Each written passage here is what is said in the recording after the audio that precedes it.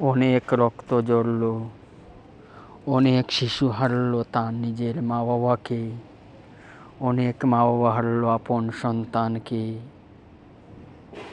অনেক বাড়িঘর ধ্বংস হলো, কত রক্ত ঝরল, কত মানুষ অনাহারে মারা গেল। তারপর আল্লাহর মেহেরবানিতে দীর্ঘদিনের লড়াই সংগ্রাম করার পর আল্লাহর মেহেরবানিতে অবশেষে রাষ্ট্রসংঘে 142 ভোট পেয়ে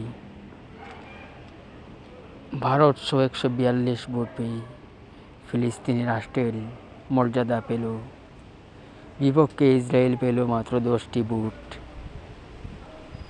10টি ভোট পেয়ে ইসরায়েল দিশেহারা হয়ে গেল। আলহামদুলিল্লাহ।